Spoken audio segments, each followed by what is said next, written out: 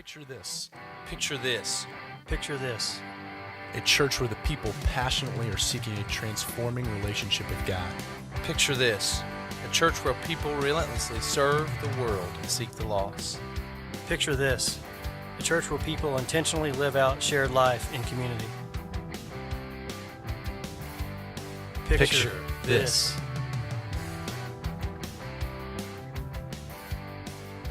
Well, good morning, CCJ. How is it going? It is great to see you here. And as Daryl said earlier, if this is your first time with us, we are so glad you've joined us.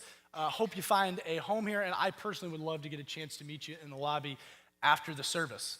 And to catch you up, if you haven't been around, or to recap if you have, we have been in a 4-week series called Picture This, and where we have been casting vision and asking you to picture and dream of a church that truly loves God, loves people, and changes the world. Specifically, we've been unveiling and kind of walking through a brand new discipleship process we are unveiling in 2015, how we're going to go about being a church that does those three things. That after our starting point class, as you can kind of see on the picture behind me and in your notes, after our starting point classes, which is kind of our first step, and you learn about what we believe, about membership, all those sorts of things, that there are three things that you can jump into. Doesn't matter which one. We want you to just jump into something after starting point, and eventually, hopefully all three, they all kind of lead into each other. And so 2 weeks ago, Daryl looked at the learn and asked us to picture a church full of people passionately pursuing a relationship with God. Then last week, we looked at the serve part of that circle and talked about being a church full of people relentlessly serving the lost and serving the world. And today, we're going to come full circle and look at the last part of that that kind of brings it all together, connects it with the word connect. And we want to have you picture this morning, CCJ, a church that intentionally, full of people, intentionally living out shared life in community. Now, I'm going to do something a little bit different from the onset of my message, something I've never done before. I'm going to just tell you straight out from the very beginning what my mission is in preaching this sermon, what I want you to go and do afterwards. A lot of times when you show up and we preach, we start with a story, or we might start with an illustration or a funny joke to get you laughing, and then we Jesus juke you and kind of trick you into what we want you to go and do or who we want you to be. And I'm not going to do that this morning. I'm just going to tell you flat out from the beginning what my mission is, and it's simply this. I want us to be a church, okay, that I want you to basically do this, to get in or get going. Get in or get going. Now, hear me out on that second part. I'm not kicking anybody out of our church, okay? I'm not asking anybody to leave. What I mean is simply this. If you are in our church, if you call this your church home, and you are not in a community group, which is just basically for us a small group of people from about 6 or 7 to 14 that meets in a home, studying the Word of God and sharing life together, that you would get in one.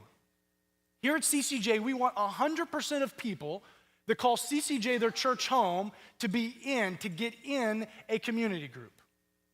If you're already in a community group, I want your group to get going, to go beyond the simple, to go beyond the ordinary, to go beyond the easy, and to begin to experience life truly lived on mission together that God has planned for you in the midst of a community group, to get going. And so I'm going to spend a little bit of my sermon today talking about each of those things. I'm going to start talking to the crowd that needs to get in, and I'm going to come full circle and talk about the crowd that needs to get going, okay? So I'm going to start with get in. If you are in a community group, I'm going to come back and talk to you, but just hear me out because there's some things that apply to you as well. So starting with get in. It's my mission for everybody here to get in a community group because this is what I know. Our Creator, our God, has designed us for community. Let me make this very simple for you. We believe here that God has more planned for you than showing up and sitting in a row in a large auditorium 1 hour a week. That God wants to do something beyond that. That we would become a church that would truly connect beyond that. That we need to be a church of circles, of community. In our lives, circles are better than rows.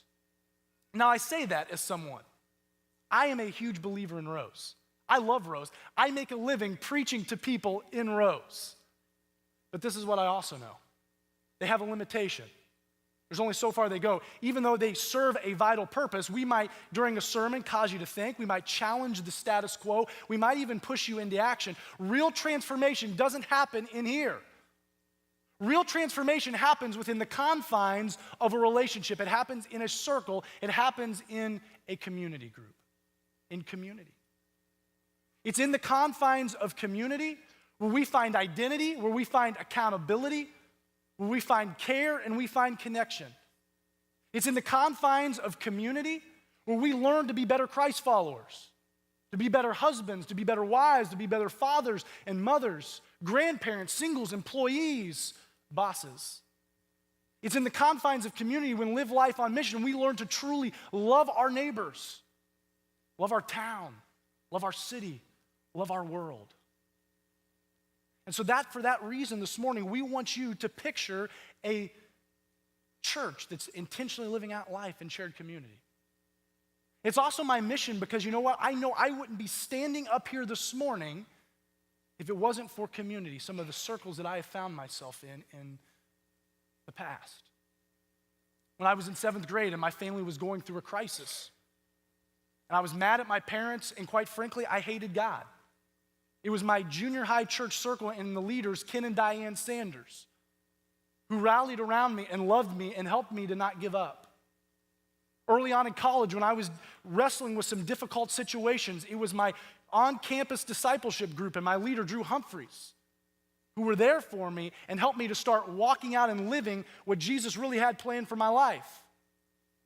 When Bree and I first got married, it was our church community group that helped us to look beyond selfishness, as most newlyweds are pretty selfish, and to have a heart and have a passion for our community and for our neighbors. And now here at CCJ, it is our church community group where we have found accountability, where we have found love, and we have found friendship. They have been there for us. Primarily my wife, who had to make the transition of moving 1,700 miles across country to come here to Jasper away from her family. And have been there and have kind of become our family, have given us a home here in Jasper. They've rallied around us in our mission to reach out to our neighbors and have done everything possible to help us do that. You see, community shapes us. It has shaped me. And so it's for that very reason I want every single person to get in community. It is what we are designed for. It's what we have been created for. The problem is that most of us give excuses because we've bought in kind of to some less authentic versions of community. We think we're okay because of some other, I would call cheap imitations of community that exist in our life.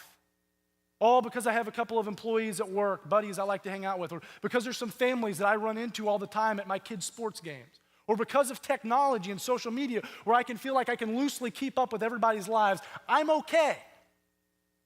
The problem is not only is that community falls short of being Christ-centered and really driving us to the next level of Christ has designed us to live, but there, again, it's a cheap imitation. In fact, the statistics and the research is staggering right now that's coming out that is discovering that we are the loneliest we have ever been as Americans. In fact, there was a study just done 2 months ago I saw, done by the National Science Foundation, that discovered 1 in 4 people they interviewed admitted that they had no one, 0 people in their life that they could talk about their triumphs or their troubles with. That number inflated, it ballooned to over 50% when family was excluded from the conversation. And the researchers reported this as records in their research. They've been doing this for a long time and said for the very first time in American history, the majority of American people are experiencing social isolation. And there is a massive decrease in social connection. Despite the fact that we hold a device in our pockets that literally can connect us via social media or calls or text or even video chat to people on almost any corner of the globe, we've never felt more alone. We claim to be the most advanced, sophisticated society in the history of mankind that is meeting every possible need for mankind. And yet, things like anxiety and depression rates are skyrocketing. Prozac and antidepressant consumption is up 400% in the last 15 years. I hardly believe that that's a spike in clinical depression. It's because we are forsaking something God has created us for, He's designed us for, and that is authentic, Christ-centered community. And until we admit that, until we get that, we are always going to fall short of what we really need to be. And there's been dramatic effects felt for us inside the church walls as well. The reality is that people are wanting less accountability and less connection than ever before. We did a study when I was in Phoenix at the church that discovered that in our church, the average family only attended 1.4 Sundays a month. And as important as corporate worship and preaching are, as Daryl talked about a couple of weeks ago, it's not even the tight-knit, circle-like community that I'm preaching about this morning. Most churches have just decided to concede, and what they've started to do is launch online live worship services where people can sit in bed or sit on the couch and no longer have to actually experience church with any human interaction. And I can promise you this, CCJ, God has more designed for us than all of that. And until we admit that and we start to implement some change, we are always going to fall short spiritually and personally of what God has designed us and created us to be. And so it's for that reason we want you to picture a church where people are living out shared life intentionally together. Even though we are growing by leaps and bounds here at CCJ, we don't just want fans. We want it to feel like family. We don't want you to just attend, we want you to attach. We don't want you to just go, quote unquote, to church, we want you to grow. And here's what we know, we get a front row seat to this all the time as working as full-time staff. It takes more than sitting in a row to grow. It takes more than a row to grow. Now, I'm not going to go all Dr. Seuss on you, don't worry. Here's what you need to realize. It takes a circle. It takes a community group. For us here at CCJ, it is all about community groups. And so we want to move people. We want to move every single one of you from a row to a circle. And here's the deal. We didn't come up with this. I'm not getting paid commission for how many people go into community groups, okay? We believe in this wholeheartedly because it is the blueprint that is modeled for us in the early church in the Bible. Not our invention, God's. In fact, if you've got a Bible with you, open up to Acts chapter 2, starting in verse 42. Bible app on your phone. If you don't, we have church Bibles down here in the row in front of you or up there. They should have been on the tables as you came in, and that's going to appear on 655 in that church Bible. As you're opening up there, let me give you a quick background of where we're opening up to. Acts, the book of Acts, is a history book of the church and Christianity as we now know it today. We see Acts at the very beginning kind of picks up right where Jesus' life leaves off. After his death, burial, and resurrection, Jesus appeared to a number of people in his post-resurrection state and then ascended to heaven. And even though he had fulfilled his purpose on earth and left us, he told us, God's not leaving you. In fact, there's something greater coming. And that was the Holy Spirit. God was no longer going to just be with us, God was going to be in us. And sure enough, just as Jesus promised, in Acts chapter 2, and what we call the day of Pentecost, the Holy Spirit comes in a mighty and a dynamic way on and in the life of the disciples. And they are empowered to stand up and preach in front of a large mass of Jewish people who had come into Jerusalem for a religious festival. That sermon is so dynamic that 3,000 people are baptized and added to the church on that very first day. We think we've had dynamic growth here at CCJ. 1,400 people in 14 years. They went from 12 to 3,000 in a matter of hours. So what do you do with all those people? I mean, how do you help them grow? It's not like the disciples had a lot of time to build or put some infrastructure in place. Well, starting in verse 42, we get a little bit of a glimpse of what the church instantly started to do. It says this, follow along with me. All the believers devoted themselves to the apostles' teaching and to fellowship, and to the sharing in meals, including the Lord's Supper and prayer. A deep sense of awe came over all of them, and the apostles performed many miraculous signs and wonders. And all the believers met together in one place and shared everything that they had. They sold their property and possessions and shared the money with those in need. They worshiped together at the temple each day, met in homes for the Lord's Supper, and shared their meals with great joy and generosity.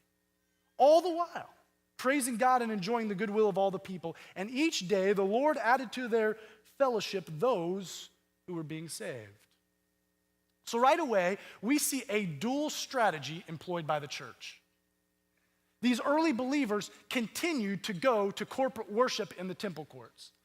We ought to, a lot of times, think that they started a new religion. They didn't. They still saw themselves as Jewish people who were just worshiping Jesus. And so they continued to go to their weekly gatherings in the temple courts to worship together as they always had, in rows, just as we do now today. But they realized that that was not enough for them to grow, for them to become and live out what Christ had commanded them to do. And so secondly, they began to meet in homes in what I would call house groups. Now, it's important to note, these house groups weren't just Bible studies. A lot of times, that's kind of our interpretation of them. Absolutely, did they study the Bible? Yes, and the apostles' teaching, but they were a lot more than just Bible studies. They weren't self-help groups. They weren't social clubs. This was a place for accountability, connection, and care. This was God's people authentically living life on mission with other believers. And what we get a glimpse of in this passage and later on in Acts chapter 4 is that this connection, this doing life together, ran so deep in their lives, became so infectious that they began to do everything together, sharing everything that they had. They prayed all the time together. They ate together. They partied and celebrated together. And most importantly, they were so bought in, they started selling possessions, their own material goods, to help out anybody else that had need in their house groups. Incredible. It reminds me a little bit of what Paul would say to the Corinthian church when they weren't doing this, weren't living out this model. He says this, so God has put the body together such that extra honor and care are given to those parts that have less dignity. He's saying we're one body. Nobody's better than anybody else. That makes for harmony among the members so that all the members care for each other. If one part suffers, all the parts suffer with it. And if one part is honored, all the parts are glad. You see, what Paul's referring to there to the Corinthian church and what was happening in Acts chapter 2 is they saw themselves as one unit. There was this great camaraderie and pushing each other along towards Jesus, and it was infectious. And because of that, some incredible things began to happen. They began to experience joy and happiness and spiritual growth in a way they never had before, living out Jesus' teaching each and every day. And because of this, maybe what is most incredible to me is what we see in verse 47. God was adding to their number daily those who were being saved. Now, this is interesting to me because in this passage, we don't read anything about evangelism. We don't read anything about them telling other people about Jesus. I have no doubt that those things were taking place.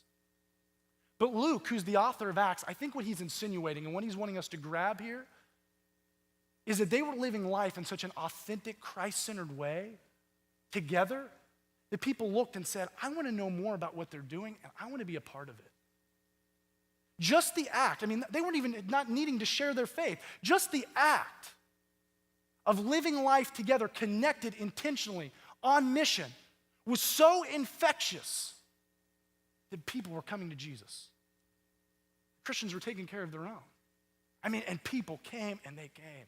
In fact, by Acts chapter 4, Luke tells us that there was 5,000 men as part of the church. The church had grown from 3,000 total to 5,000 men. And if you even lowball the count of women and children that would have been connected to those men, you've got a church of 15 or 20,000 people. By Acts chapter 5, Luke just stops counting and refers to the believers as a multitude. People were coming out of the woodwork right and left and said, you know what? I want to be a part of this Christian community thing because this is unlike anything I've ever seen or experienced. And when I read that and I see that, it makes me realize just how far off we've gotten in our current church climate. There is a massive gap of where we're at as comparison to where the early church was. And we've got to break down that barrier and break down that gap. And CCJ, I believe wholeheartedly that this is a church and this is a group of people that can break that divide. and that we can become a church like Acts chapter 2. But it's not going to be easy, and it's going to be uncomfortable, and it's going to be a cultural shift change for some of us in our lives. But it can be done. And I believe in it because I've gotten a chance to see glimpses and snapshots of this type of community living out, so I know that it's possible.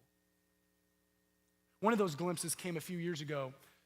My wife and I were living in Phoenix, and we joined a community group there right after we got married in our general neighborhood. And it was kind of a rather odd pairing in the sense that none of our life stages were really the same in our group.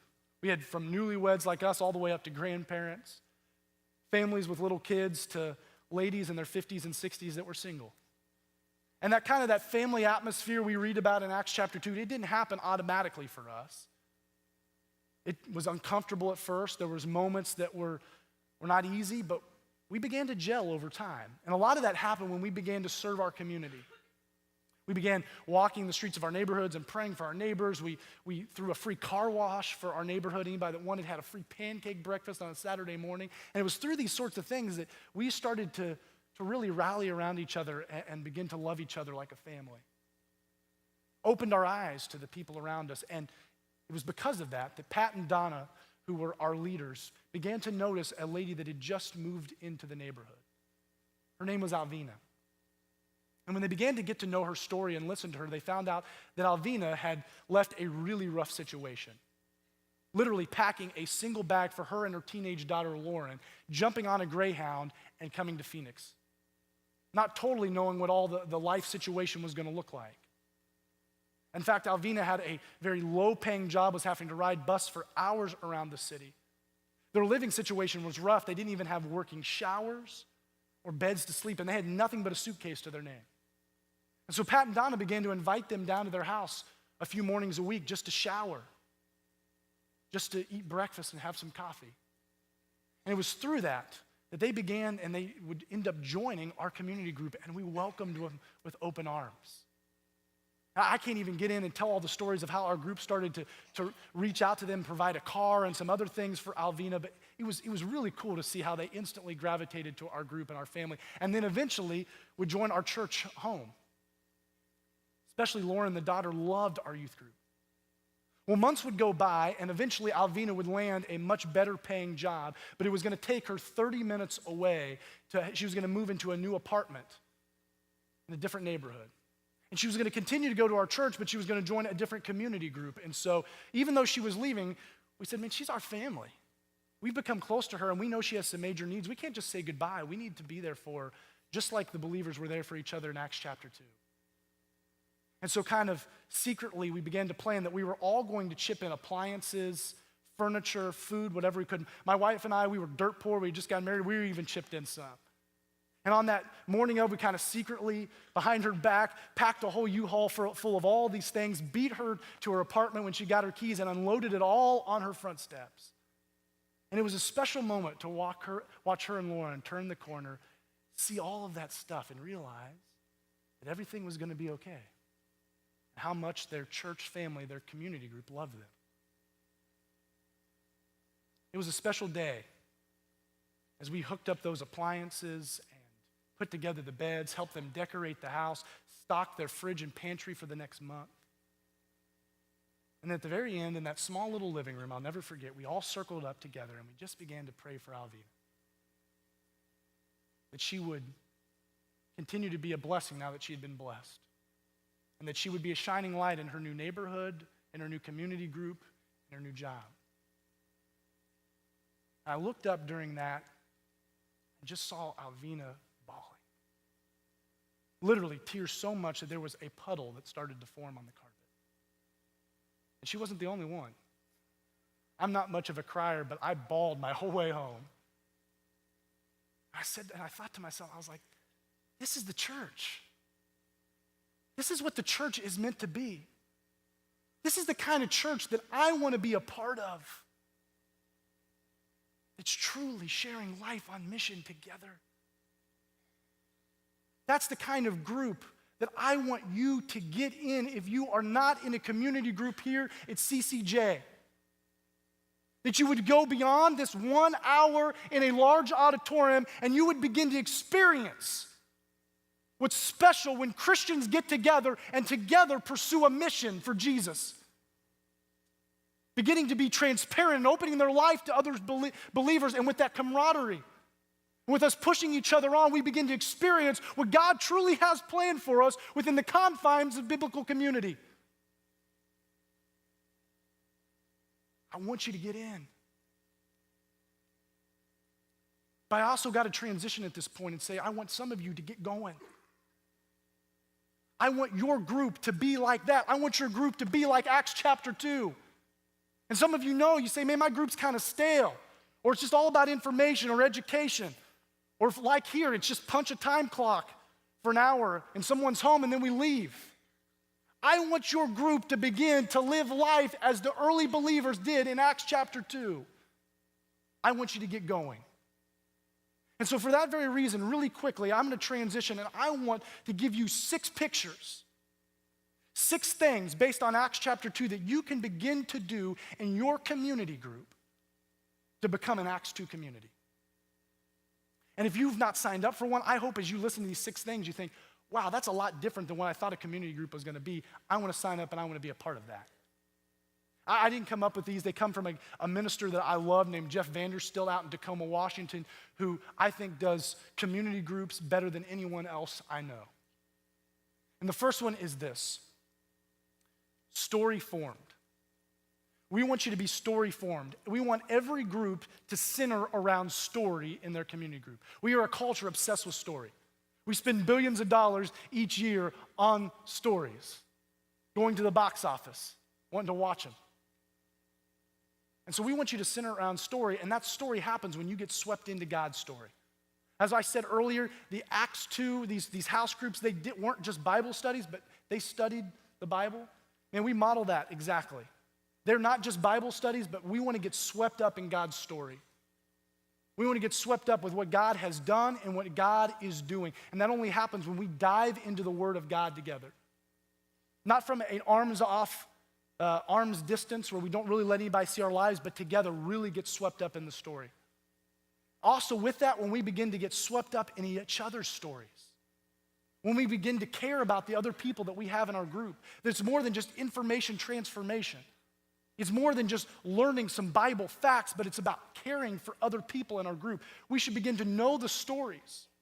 We should begin to care about the other people that we've been placed around in these circles in an incredibly passionate and intimate way. And thirdly, that should spark us to begin to get to know the stories of those around us in our neighborhoods, our neighbors, and our towns. That we would know where God is calling us to reach out because we know the stories of those around us. I know there's a lot of community groups in some churches where they make them actually sign, each group come up and write their own covenant and sign it at the beginning of the year of the people that they're going to reach out to and who God's calling them to. Well, if you're going to do that, if you're going to reach out to people, you're going to know what you feel like God's calling you to do, you got to actually know the story. You got to know the stories of what's going on around you. So number 1, we want our community groups to be story formed, to be in Acts 2. Number 2, you got to listen. This stems right out of that. If you're going to know God's word, if you're going to know God's will for your life, if you're going to know what's happening in other people's lives, you got to listen. A lot of us, myself included, we talk too much. And especially, I think we've all been in that group where you go to a group and everybody it's all about talking. And I just want to share my opinions. I want to argue about doctrine. I want to argue politics. I want to let everybody know my opinions. Man, those are terrible groups to be a part of. Because it's just about information. It's not actually about really sharing life together. We need to listen to one another. We need to listen to what God is wanting to do in our lives through prayer, through God's word, through the lives of other people. We need to know what's going on. So number 2, we need to be groups that listen, that actually care about the people that we're working alongside. Number 3, celebrate. Now, what I love about Acts chapter 2 is, man, it gets mentioned like 3 times by Luke. They loved to celebrate, these believers did. They had a great time together, enjoying each other's company and what God was doing in their lives. And I honestly believe we should, in the same vein, model that. I believe that Christians should be the most partying people in our neighborhoods and in our communities. Not worldly, stupid, crazy parties, but great parties. Why? Because we have more to celebrate than any group of people on the entire planet. Not only is our past taken care of, our future has been accounted for via Jesus Christ. And so we should be people that celebrate. Not only that, but for each other and for non-believers, we are a foretaste of what's coming in heaven. We're going to be worshiping and spending time and celebrating with these people for eternity, man. This is the foretaste of that, man. We should be celebrating together. And so I tell you, man, celebrate birthdays, celebrate anniversaries, that God's keeping marriages together. Celebrate holidays together. I mean, it's one of my favorite things about our community groups. My community group, we celebrate all the time. We have a blast together. We have so much fun hanging out and doing life together. We actually, just a couple of weeks ago, did a Friendsgiving where everybody brought a different part of a Thanksgiving meal, and we had a Thanksgiving meal together around one table as a family. Because in essence, we've become kind of a Jasper family as we've gotten to know each other. And so we wanted to celebrate a holiday together as a family. And celebrate together. It's so vital the early believers did it. Number 4, recreate. Recreate. Very similar to number 3, I think the sign of a healthy community group is one that enjoys doing things together outside of their community group time. That you enjoy doing things with them. And so I would encourage you, invite the people in your community group, invite the people that are loosely tied to your community group into your activities. Whether it's watching sports or playing basketball, whether it's shopping, whether it's hunting, whether it's fishing, whether it's camping, if you're the over 55 crowd, if it's going to Denny's at 3:30, whatever it is, do it together. Enjoy spending time together and recreating outside of your group time. I think you'll be amazed at how God will work through moments that aren't scheduled in your calendar as church activities. In fact, I just got time to, just a little bit ago, a few weeks ago, spend time with a bunch of guys from a community group, them and their spouses, in Evansville at an event I was at. And when it became very quickly clear to me hanging out with them, they knew each other really well. They loved to hang out with one another, and they held each other accountable for a lot of stuff. I mean, they knew each other's lives really deeply. Were able to kind of joke around about some things and also hold each other accountable for things. And I began to prod and asked how that was possible, and I found out beyond their group time that these guys all together are working out twice a week together in the gym. They go biking when the weather's good. They meet up for lunches on their work lunch breaks. Man, and they would tell you, I promise you, if you talk to them, that they've had some incredible conversations about faith, about fatherhood, about marriage, about work, about life, about faith, all during those moments outside of their group time. In fact, sometimes the best conversations they have are outside of that group time. So I would tell you, man, recreate, do the things that you love to do with your group outside of that group time. Number 5, eat. Eat. Now, this isn't a hard thing for us. We love to eat. The early church, and that's one of the things, man, you read in Acts chapter 2, the early church, it was like mentioned like 4 times. They loved to eat together. They were eating in each other's homes on a daily basis. They loved, and there is something incredible that happens, magical that happens when we allow people to our dinner table, when we commune with them. I love that word. There becomes a common union between us. And it's one of the best ways to open up life and experience life with other believers and other people in general is when we get around one table and we eat. I don't know what it is, but something happens. And so I can't speak for every group, but I would, man, we eat before every single group time. It's one of the most important things we do. We have a meal together every single week. Kind of rotate who does it. And I would say it's as important as anything that we do. We gather around one table like a family would, and it's one of those things where we share life. We share what's happened that last week, our joys, our trials. We have laughter all over some delicious food. I'd encourage you, do that in your group, even if it's once a month or if it's every other week. There is something important about eating together, sharing life in that way, making it more than just a rigid Bible study, but about really doing life and caring about one another. And let that extend where you start to invite your neighbors and your neighborhoods in for cookouts and block parties. And watch how God begins to work as you interact with people over food and around the table in your neighborhoods through your community group. some incredible things will happen. Finally, number 6, bless. Since you've been blessed by God, be a blessing. I mean, they understood this in Acts chapter 2, selling their own possessions to take care of anyone else that had a need. Daryl and I were talking even this morning. He was saying that what's incredible about this picture is these early believers understood the grace that they had been given by Jesus, even though they didn't deserve it and even though they didn't earn it. And so they were so willing to let that grace flow through their lives to people who didn't earn it or didn't deserve it in their own groups. When they needed money, they sold stuff and gave it to them, extending Jesus' love. And what's incredible is that all happened within the context of their own community, their own house group. We oftentimes, when we think of blessed, we think of soup kitchen or homeless people or the poorest of poor. You know, one of the best testimonies of Christianity is when we take care of each other, when we love each other so much that there's no need among us. One of the greatest testimonies to Christianity isn't when the paid church staff members show up to the hospital, but they're beat by the community group of people who love that person. The greatest testimony is when you begin to do things for other people in your group. I mean, watch your kids for somebody else in your group so that they can go out and have a date night. Man, work on house repair and car repairs at no cost for somebody. Man, I've been the blessing of that in my own community group. That single mom that needs some help, buy her groceries and put them on her doorstep without her knowing.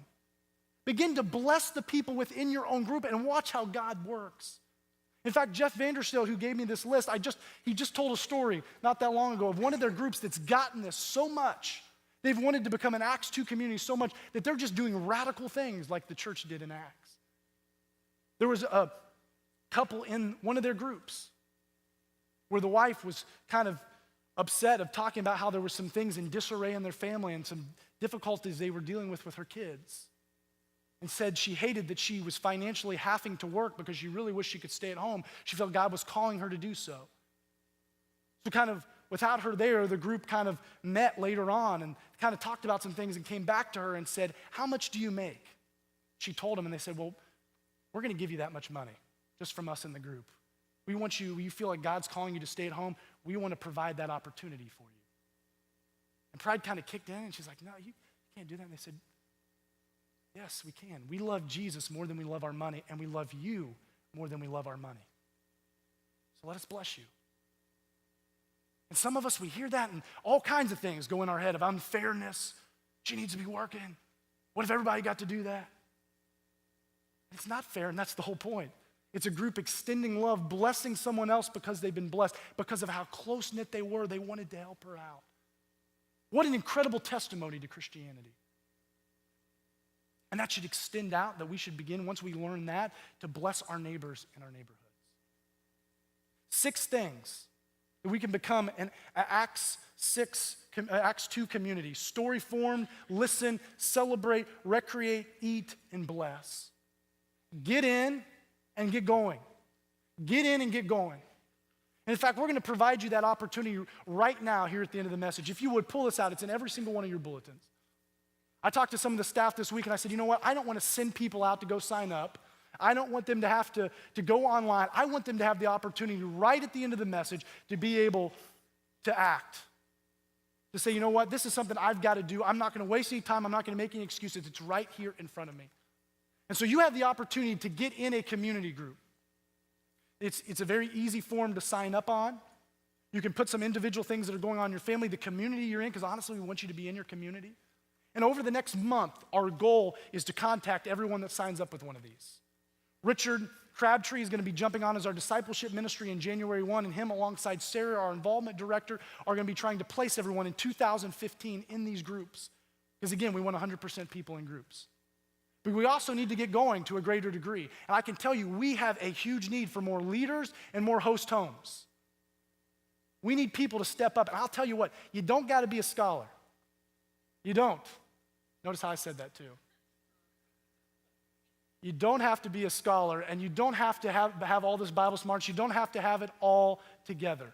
In fact, my group figured out really quickly on one of the weeks that I was gone, that group went just as well when I wasn't there, that I wasn't that smart. We provide the notes for you. It's very easy. You'll look very smart. And so we need more people to sign up to be host homes and to be leaders. And we have a great need to get going. In fact, we're going to lock the doors right now till every single person. Seriously, I pray that every single one of you will consider this. We had hundreds of people sign up in the first service. We want to be a church that's getting smaller as we get larger, that we don't just attend, that we attach. Let's pray. God, thank you so much for your loving grace. God, I thank you so much that I get the blessing of preaching and getting to be here. It's such an incredible church. Getting to watch you move. I am nothing special. God, I am as ordinary as they come, and I'm so thankful that you use me in my weakness to proclaim your gospel. And God, I know you have a dream and you have a vision of a church of a bunch of broken, average individuals doing extraordinary things, sharing life alongside each other, being on mission together to change the world. And I pray that we would do that together. I pray this in your name. Amen. Well, we're going to enter a time that we celebrate every week called communion.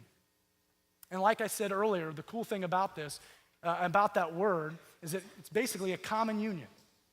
What we're celebrating here is that God wanted a relationship with us. He wanted a circle. He wasn't okay with us just being at an arm's length away because of our sin. And so he sent Jesus Christ to rectify our sin and our shame. And so each week we take the bread and the juice to signify the body and the blood that was poured out for us so that we could be in a relationship, in a circle with our Heavenly Father. And so as the elements are passed, I would tell you, make sure you take 2 cups out of every single one because there's bread and juice in those 2 cups.